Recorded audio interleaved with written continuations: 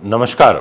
आज आपसे बात करेंगे कि शनि ग्रह वक्री से मार्गी हो रहे हैं दिनांक 15 नवंबर को शाम को 7:53 पर, और जैसे ही शनि ग्रह वक्री से मार्गी होंगे तो ये क्या फल आपको दे सकते हैं। देखिए, शनि ग्रह जो हैं इसको मंद भी बोला जाता है, अर्कपुत्र बोला जाता है, सौरी के नाम से भी जाना जाता है, नील के नाम से भी जाना जाता है, इसलिए नीला कलर नीलम शनि का होता है। ये मकर और कुंभ राशि का प्रतिनिधित्व करता है। ये दोनों की दोनों राशियां शनि द्वारा रूल्ड होती हैं।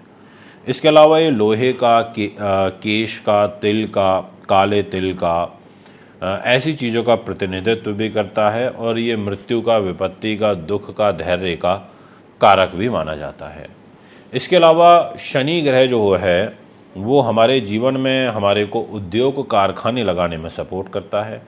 इसके अलावा राजनीति और कूटनीति दोनों में ही माहिर बनाने में शनि का रोल होता है। बहुत सारे लोग ऐसे होते हैं जो बिल्कुल भी जल्दी से प्रतिक्रिया नहीं देते हैं, सुनते हैं, तसल्ली से सामने वाले को जज करते हैं, उसके ब्रेन को पढ़ते हैं और उसके बाद ही अपनी कोई प्रतिक्रिया देते हैं। तो शनि का ऐसा ही रहेगा कि आराम से, धैर्य से अपनी प्रतिक्रिया देता है कूटनीति के तौर पर।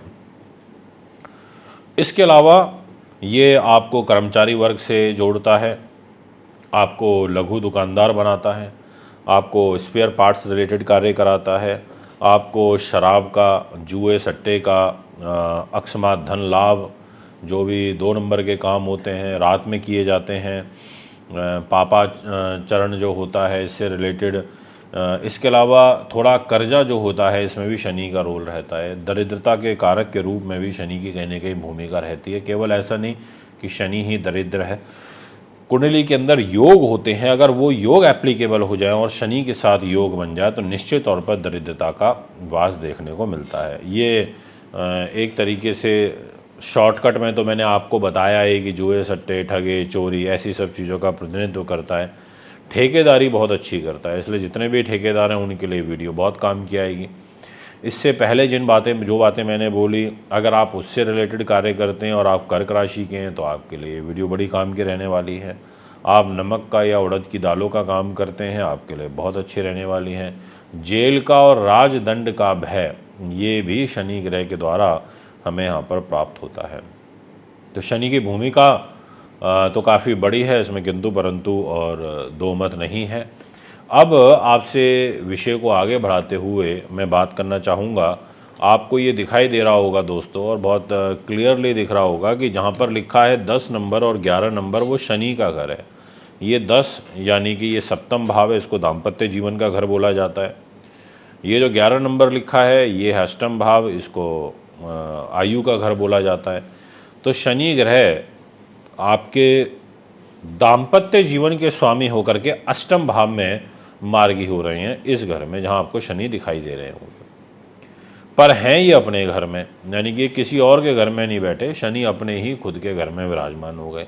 बट एक जीवन साथी को लेकर के अष्टम भाव में चले गए। तो ऐसी स्थिति में आपके लिए ये अष्टम भाव का जो शनि रहेगा, इसके द्वारा आपको सबसे मेन एडवांटेज, एक तो दीर्घायु योग बनेगा, ये एक अच्छी बात है।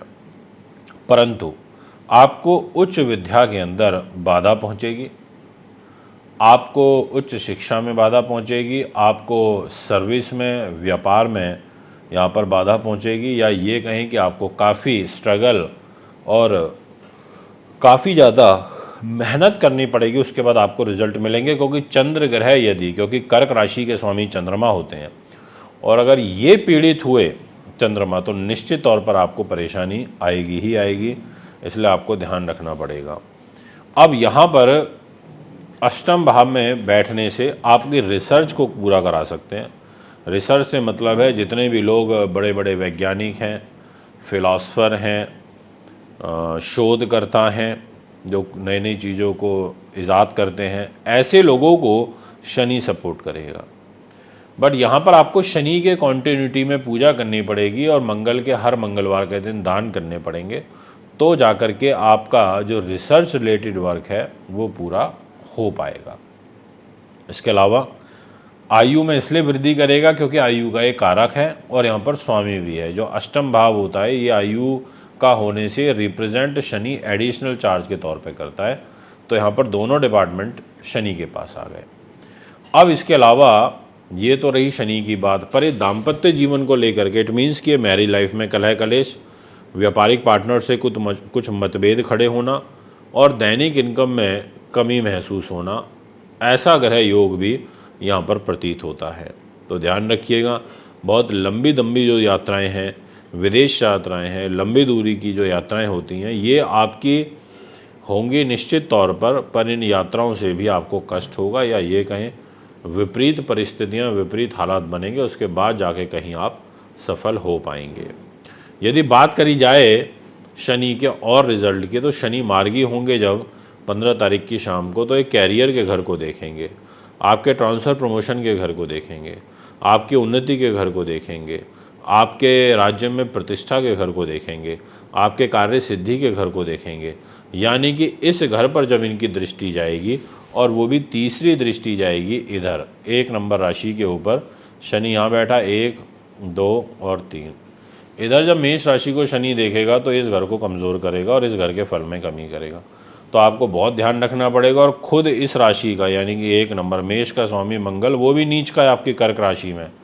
इसका मतलब ये हुआ कि अगर हम एक ओवरऑल कंक्लूजन की तरफ बढ़ें, अभी मेरे पूरी वीडियो कंप्लीट नहीं हुई है, अभी मैं और भी बात करूंगा, बट अभी तक के कंक्लूजन की बात करें तो मुझे आपकी कर्क राशि के लिए शनि का वक्री होना कुछ खास नज़र नहीं आ रहा, विशेष रूप से 21 जनवरी 2025 तक। अब यहाँ आपके इन-लॉज के साथ, आपके ससुराल वालों के साथ, सास ससुर के साथ भी रिलेशन ख़राब हो सकते हैं। शनि ग्रह इधर बैठे हैं 11 नंबर में, इनकी एक दृष्टि जा रही है परिवार के घर में 5 नंबर राशि पर, वाणी के घर में, व्यक्तित्व के घर में, भाषा शैली के घर में, और आपके एक तरीके से परिवार का सुख देने वाले घर में। तो इस प्रकार के जो सुख होते हैं उसमें भी यहाँ पर कमी देखने को मिलेगी। आपको झूठ से बचना होगा, ज़्यादा झूठ बोलना, पॉलिश झूठ बोलना, ये सब आपके लिए नुकसानदायक साबित होगा, ये मैं आपसे कहूँगा। तो इन चीज़ों का ख्याल रखते हुए आपको आगे बढ़ना है। अब आपसे बात करते हैं, शनि ग्रह यहाँ देखेंगे 10वीं दृष्टि से 8 नंबर वृश्चिक राशि को। अब यहाँ पर छोटे जो बच्चे हैं, जो अभी एजुकेशन में विशेष रूप से कंपटीशन की तैयारी कर रहे हैं, उन लोगों के लिए शनि की 10वीं दृष्टि अच्छी नहीं है। शनि की ये 10वीं दृष्टि अच्छी नहीं है, इसलिए भी आपको यहाँ पर ध्यान रखना पड़ेगा। 8 नंबर राशि को देख रहे हैं, खुद 8 नंबर राशि का स्वामी नीच का होकर के आपकी कर्क राशि में बैठा है, जिस वजह से आपको बाधा, परेशानी और कष्ट उत्पन्न होगा, ये मैं आपसे कहना चाहता हूँ। दोस्तों, अब यहाँ पर जो गर्भवती महिलाएं हैं, जिन्होंने गर्भ धारण किया हुआ है, उनसे भी मेरा आग्रह रहेगा कि ध्यान रखें। वो मैं ऐसा इसलिए बोल रहा हूँ कि राहु की जो 9th दृष्टि है वो भी गर्भ के ऊपर है, शनि की 10वीं दृष्टि वो भी गर्भ के ऊपर है, और गर्भ ग्रह यानी कि पंचम भाव का स्वामी मंगल वो नीच का है आपकी कर्क राशि के अंदर, और आपकी कर्क राशि पर अभी शनि की ढैया भी चल रही है। तो ये सारे फैक्टर्स हैं जिनका ध्यान रखते हुए आपको चलना होगा। अगर आप कुंडली बनवाना, दिखवाना, पूजा पाठ, रत्न, रुद्राक्ष लेना चाहते हो, या अपना हस्तलिखित वार्षिक राशिफल बनवाना चाहते हो जनवरी से लेकर दिसंबर तक का, तो उसके लिए भी आप हमें संपर्क कर सकते हैं, सीमित ऑर्डर लिए जाएंगे। मित्रों, अभी आपसे इजाज़त चाहूँगा। नमस्कार।